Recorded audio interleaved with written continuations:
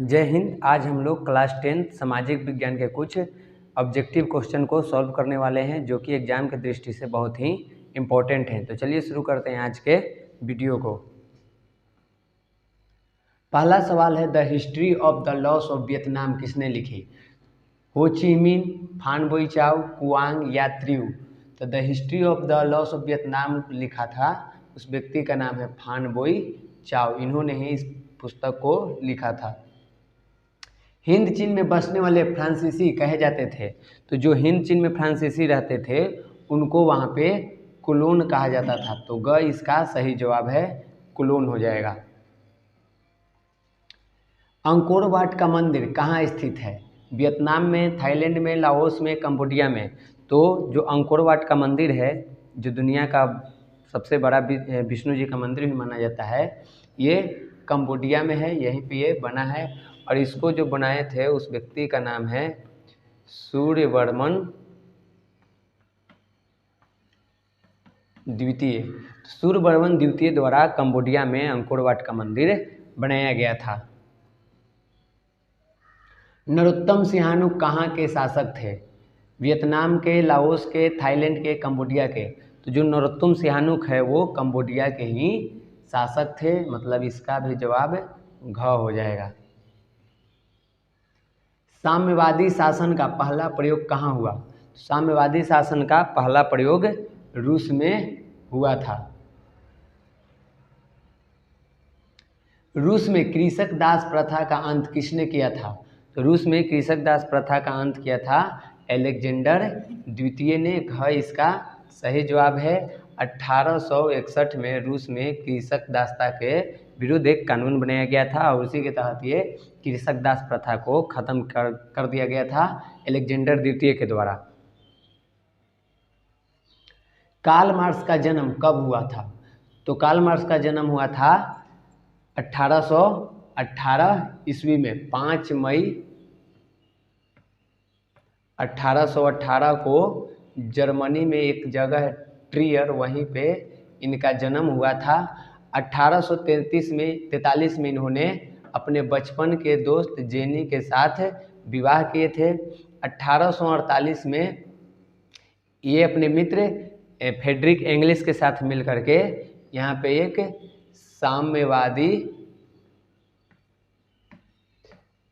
साम्यवादी घोषणा पत्र जारी किए थे। और 1883 में कार्ल मार्क्स की मृत्यु हो गई थी। तो अगर इसमें पूरे को देखें तो कार्ल मार्क्स का जन्म 1818 में हुआ था, ये इसका सही जवाब हो जाएगा। 5 मई 1818 को इनका जर्मनी के ट्रियर नाम की जगह पे जन्म हुआ था। इनके पिताजी का नाम हेनरिक था। पिताजी का नाम हेनरिक मार्क्स था, जो कि पेशे से एक वकील भी थे। तो पिताजी का नाम इनका हेनरी मार्क्स था। 1843 में इन्होंने जेनी नाम के, जो इनके बचपन की मित्र थी, उससे शादी किए थे। 1848 में साम्यवादी घोषणा जारी किए थे और 1883 में कार्ल मार्क्स की मृत्यु हो गई थी। जर्मन राइन राज्य का निर्माण किसने किया था? लुई 18वां, नेपोलियन बोनापार्ट, बिस्मार्क, मेजनी। तो जर्मन राइन राज्य का निर्माण किया था नेपोलियन बोनापार्ट ने। जलवेरिन एक संस्था थी, क्रांतिकारियों की, व्यापारियों की, विद्वानों की या पादरी सामंतों का? तो ये जो संस्था है वह व्यापारियों की संस्था थी। ख इसका सही जवाब हो जाएगा। फ्रैंकफर्ट की संधि कब हुई? फ्रैंकफर्ट की संधि हुई थी 1871 में और ये संधि हुआ था प्रसा और फ्रांस के बीच। प्रसा और फ्रांस के बीच 1871 में फ्रैंकफर्ट की संधि हुई थी। कहानी ये है कि 1870 में प्रसा और फ्रांस के बीच में सेडोन का युद्ध हुआ था। तो यहाँ पे जो प्रसा और फ्रांस है उन्हीं के बीच में सेडोन का युद्ध होता है। ये लड़ाई शुरू हुआ था 19 जून को। तो 19 जून 1870 में सेडोन का युद्ध होता है फ्रांस और प्रसा के बीच में, और इस युद्ध में प्रसा जीत जाती है और फ्रांस हार जाता है। और इसी को लेकर के 1871 में फ्रैंकफर्ट की संधि की जाती है। फ्रांस और प्रसा के बीच में। निम्नलिखित में कौन लोकतंत्र में रंग भेद के विरोधी नहीं थे? King Martin Luther, Mahatma Gandhi, Tommy Smith एवं जॉन कॉलिंस या जेड गुडी। तो इनमें जो किंग मार्टिन है ये भी रंग भेद के विरोधी थे, महात्मा गांधी भी रंग भेद के विरोधी थे, टॉमी स्मिथ और जॉन कॉलिंस भी रंग भेद के विरोधी थे, लेकिन इसमें जो जेड गुडी है वो रंग भेद के विरोधी नहीं थे। तो घ इसका सही जवाब हो जाएगा। भारत में यहाँ औरतों के लिए आरक्षण की व्यवस्था है, लोकसभा में, विधानसभा में, मंत्रिमंडल में या पंचायती राज संस्था में। तो महिलाओं के लिए पंचायती राज संस्था में आरक्षण की व्यवस्था है और बिहार में यह आरक्षण 50% है, यानी कि बिहार के पंचायती राज व्यवस्था में यहाँ पे 50% महिला उम्मीदवार ही इलेक्शन में खड़ा होती है। संघ सरकार का उदाहरण है, संघ सरकार का उदाहरण अमेरिका है, अमेरिका में संघीय शासन व्यवस्था है। संघ राज्य की विशेषता नहीं है, संघ राज्य में लिखित संविधान होता है, शक्तियों का विभाजन भी होता है और सर्वोच्च न्यायपालिका भी होता है, लेकिन एकहरी शासन व्यवस्था संघ राज्य में नहीं होता है। तो ग इसका सही जवाब हो जाएगा। बिहार में संपूर्ण क्रांति का नेतृत्व किसने किया? तो बिहार में संपूर्ण क्रांति का नेतृत्व किए थे जयप्रकाश नारायण ने, जिन्हें हम लोग लोकनायक के नाम से भी जानते हैं। भारत में किस राज्य का प्रति व्यक्ति आय सर्वाधिक है? तो भारत में सबसे ज़्यादा जो प्रति व्यक्ति आय है वो गोवा का है, तो इसका भी सही जवाब घ हो जाएगा। उत्पादन एवं आय गणना विधि आर्थिक दृष्टिकोण से है सहज, वैज्ञानिक, व्यवहारिक या तीनों? तो उत्पादन और आय की गणना विधि जो है आर्थिक दृष्टिकोण से देखें तो ये सहज भी है, वैज्ञानिक भी है और व्यवहारिक भी है, इसलिए इसका सही जवाब हो जाएगा उपयुक्त तीनों, यानी कि घ इसका सही जवाब है। बिहार के किस जिले का प्रति व्यक्ति आय सर्वाधिक है? पटना का, गया का, शिवहर का, नालंदा का? तो बिहार में पटना जिले का प्रति व्यक्ति आय सबसे अधिक है, क इसका सही जवाब हो जाएगा। इनमें से कौन से देश में मिश्रित अर्थव्यवस्था है? अमेरिका में, रूस में, भारत में या इनमें से सभी में? तो हम सभी जानते हैं कि हमारा जो भारत है यहाँ पे मिश्रित अर्थव्यवस्था है, जबकि अमेरिका में पूंजीवाद है और रूस में साम्यवादी अर्थव्यवस्था है।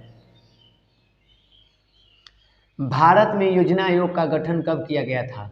तो भारत में योजना आयोग का गठन 15 मार्च 1950 को किया गया था, क इसका सही जवाब हो जाएगा। इनमें से किसे पिछड़ा राज्य कहा जाता है? पंजाब को, केरल को, बिहार को, दिल्ली को? तो हम सभी जानते हैं कि हमारा जो बिहार है उसे पिछड़े राज्य में गिना जाता है, यानी कि ग इसका सही जवाब हो जाएगा। निम्न में से किसे द्वितीय क्षेत्र भी कहा जाता है? सेवा क्षेत्र को, कृषि क्षेत्र को, औद्योगिक क्षेत्र को या इनमें से किसी को नहीं? तो हम सभी जानते हैं कि जो औद्योगिक क्षेत्र है इसे हम लोग द्वितीय क्षेत्र के नाम से भी जानते हैं और इसलिए इसका सही जवाब ग हो जाएगा। सेवा क्षेत्र को हम लोग तृतीय क्षेत्र के नाम से और कृषि क्षेत्र को हम लोग प्राथमिक क्षेत्र के नाम से जानते हैं। नरेगा में कितने दिनों के लिए रोजगार देने की व्यवस्था है? तो नरेगा में कम से कम 100 दिन के सरकार द्वारा रोजगार देने की व्यवस्था की गई है, तो ख इसका सही जवाब हो जाएगा। प्रथम मानव विकास रिपोर्ट किस प्रधानमंत्री के द्वारा जारी की गई? तो यहाँ पे जो प्रथम मानव विकास रिपोर्ट है वो अटल बिहारी वाजपेयी के द्वारा लागू किया गया था, तो ग इसका सही जवाब हो जाएगा। ये लागू किया गया था 23 अप्रैल 2002 को दिल्ली में, नई दिल्ली में इसको अटल बिहारी वाजपेयी द्वारा जारी किया गया था, तो इसका सही जवाब हो जाएगा ग अटल बिहारी वाजपेयी। योजना आयोग का पदेन अध्यक्ष कौन होता था?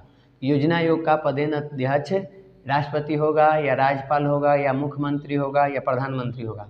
तो योजना आयोग का पदेन अध्यक्ष जो उस टाइम का प्रधानमंत्री होता था वही होता था। तो सही जवाब हो जाएगा घ इसका सही जवाब है प्रधानमंत्री। आज़ादी से पूर्व भारत कितने रियासतों में बटा हुआ था? 300 में, 563 में, 540 में, 243 में। तो आज़ादी से पहले हमारा भारत 563 रियासतों में बटा हुआ था। तो ख इसका सही जवाब हो जाएगा। पंचायती राज व्यवस्था सर्वप्रथम किस जिले में लागू हुई थी? नेल्लौर में, पटना में, नागौर में, जालौर में। तो पंचायती राज व्यवस्था सबसे पहले नागौर जिले में लागू हुआ था। ग इसका सही जवाब है। नागौर जो कि राजस्थान का एक जिला है। यहीं पे 2 अक्टूबर 1959 को पहली बार पंचायती राज व्यवस्था को लागू किया गया था। अब यहाँ पे इसके पीछे भी एक कारण है, आखिर इसे 2 अक्टूबर को ही क्यों लागू किया गया। तो देखिए, हमारे गांधी जी का जन्म 2 अक्टूबर को ही हुआ था और गांधी जी का ही विचार था कि भारत में ग्रामीण क्षेत्रों के विकास के लिए पंचायती राज व्यवस्था होना चाहिए ताकि गांव वालों का बढ़िया से विकास हो पाए। तो इसी को ध्यान में रखते हुए यहाँ पे बलवंत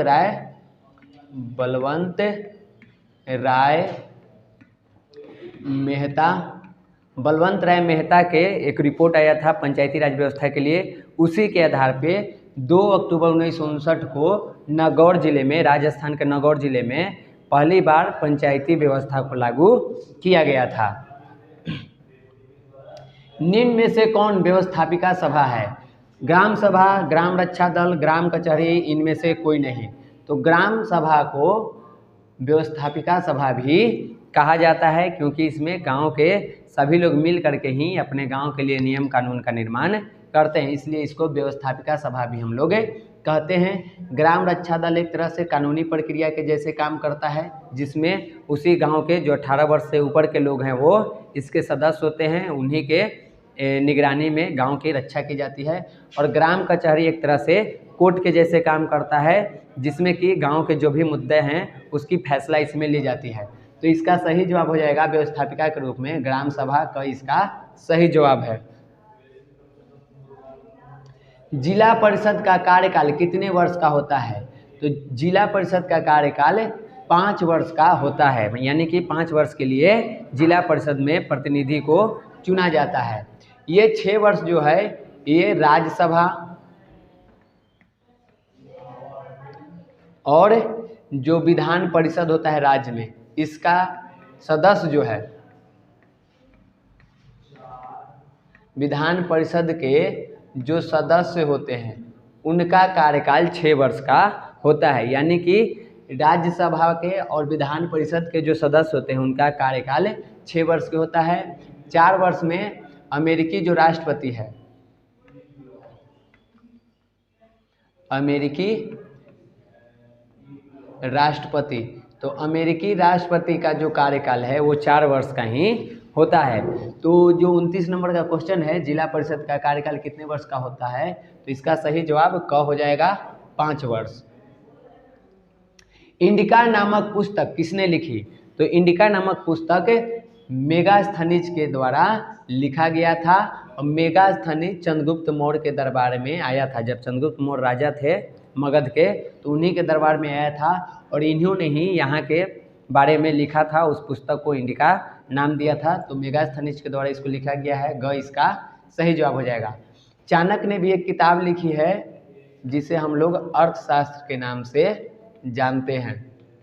तो चाणक्य द्वारा लिखी किताब को हम लोग अर्थशास्त्र कहते हैं। मनु के द्वारा भी एक किताब लिखा गया है जिसे हम लोग मनु स्मृति के नाम से जानते हैं। तो मनु स्मृति मनु के द्वारा लिखा गया था, चाणक्य के द्वारा अर्थशास्त्र लिखा गया था और मेगास्थनीज के द्वारा इंडिका लिखा गया था। देश के बांधों को किसने भारत का मंदिर कहा था? तो देश को बांधों को भारत का मंदिर पंडित जवाहरलाल नेहरू ने कहा था। तो ग इसका सही जवाब हो जाएगा। बिहार में अति जल दोहन से किस तत्व का संकेंद्रण बढ़ा है? फ्लोराइड का, क्लोराइड का, आर्सेनिक का या लौह का? तो बिहार में अति जल दोहन से आर्सेनिक तत्व का संकेंद्रण बढ़ा है। ग इसका सही जवाब हो जाएगा। विश्व में सर्वाधिक वर्षा कहाँ होती है? मानसीराम में, चेरापूंजी में, कि दोनों जगह पर, कि दोनों में से कोई नहीं? तो देखिए, विश्व में जो सर्वाधिक वर्षा होती है वो मानसीराम में भी होती है और चेरापूंजी में भी, इसलिए इसका सही जवाब हो जाएगा ग दोनों, यानी कि ये दोनों सही जवाब है। चेरापूंजी और मानसीराम में विश्व में सबसे ज़्यादा यहीं पे वर्षा होती है। उत्तर भारत में किस प्रकार की मिट्टी का विस्तार है? तो उत्तर भारत में जलोढ़ मिट्टी का विस्तार ज़्यादा है, तो इसका ख सही जवाब हो जाएगा। काली मृदा का दूसरा नाम क्या है? बलुई मिट्टी, रेगुड़ मिट्टी, लाल मिट्टी या पर्वतीय मिट्टी? तो काली मिट्टी को हम लोग रेगुड़ मिट्टी के नाम से भी जानते हैं, तो ख इसका सही जवाब हो जाएगा। भारत में जलोढ़ मृदा का विस्तार कितना हेक्टेयर में है? तो भारत में जलोढ़ मृदा का जो विस्तार है वो 6.4 करोड़ हेक्टेयर में ये फैला हुआ है, तो घ इसका सही जवाब है। विश्व पर्यावरण दिवस कब मनाया जाता है? विश्व पर्यावरण दिवस 5 जून को मनाया जाता है। प्रत्येक वर्ष 5 जून को हम लोग विश्व पर्यावरण दिवस के रूप में मनाते हैं। ख इसका सही जवाब है। 8 मार्च को हम लोग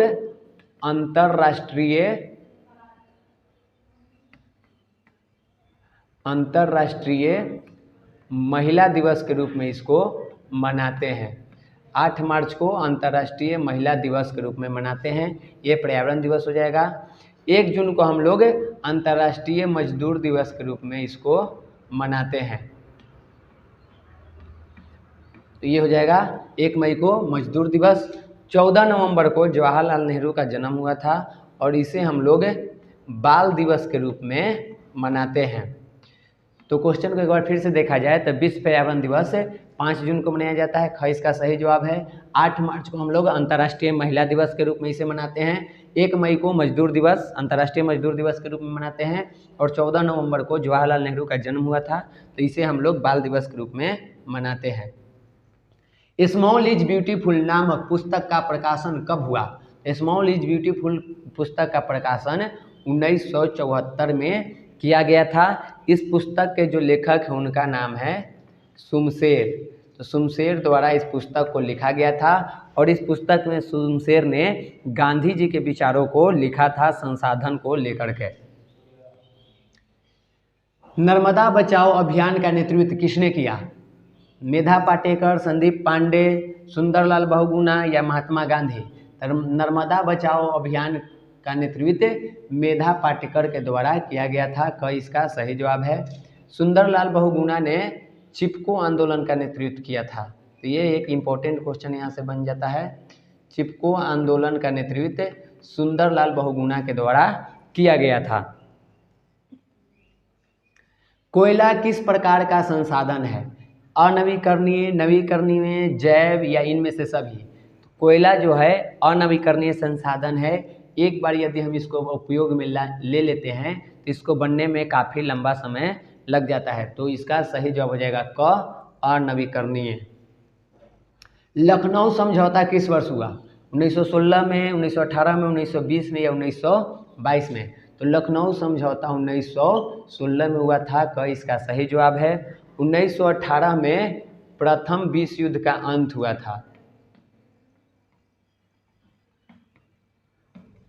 प्रथम विश्व युद्ध का अंत 1918 में हुआ था। 1920 में गांधी जी द्वारा असहयोग आंदोलन की शुरुआत की गई थी। आंदोलन की शुरुआत की गई थी और 1922 में असहयोग आंदोलन बंद हो गया था।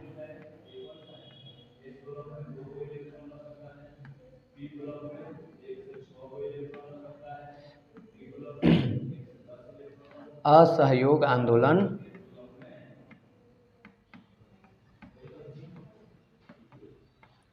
समाप्त कर दिया गया था। इसमें घटना ये हुआ था, 1920 में असहयोग आंदोलन शुरू किया गया था, लेकिन यहाँ पे एक कांड हो जाता है जिसे हम लोग चौरी चौरा कांड के नाम से जानते हैं। इसी के कारण यहाँ पे 1922 में महात्मा गांधी ने ये आंदोलन को वापस ले लिया था। राष्ट्रीय स्वयंसेवक संघ की स्थापना कब और किसने की थी? तो राष्ट्रीय स्वयंसेवक संघ, जिसे हम लोग शॉर्ट में RSS के नाम से भी जानते हैं, इसकी स्थापना 1925 में KB हेडगेवार के द्वारा किया गया था। ख इसका सही जवाब है। सविनय अवज्ञा आंदोलन कब और किस यात्रा से शुरू हुआ? सविनय अवज्ञा आंदोलन 1930 में दांडी यात्रा के साथ ये शुरू हुआ था। तो ग इसका सही जवाब है। सूचना के अधिकार आंदोलन की शुरुआत कहाँ से हुई? सूचना के अधिकार आंदोलन की शुरुआत हुई थी राजस्थान से। तो क इसका सही जवाब है, ये सही जवाब हो जाएगा। राजनीतिक दलों की नींव सर्वप्रथम किस देश में पड़ी? तो राजनीतिक दल का जो नींव है वो सबसे पहले ब्रिटेन में पड़ा था। क इसका सही जवाब है। यहीं से राजनीतिक दल की, पॉलिटिकल पार्टी की शुरुआत हुई है।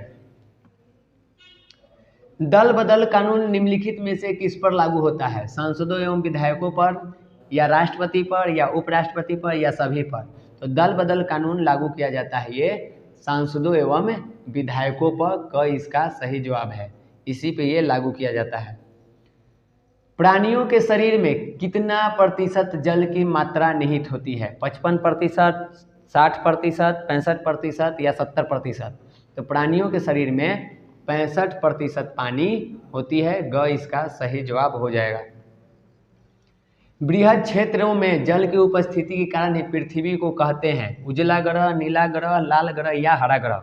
तो हमारे पृथ्वी पर जानते हैं कि 71% पे पानी है, 29% पे भूमि है। तो इस कारण से इसे हम लोग नीला ग्रह के नाम से भी जानते हैं। पृथ्वी को नीला ग्रह भी कहते हैं। ख इसका सही जवाब है।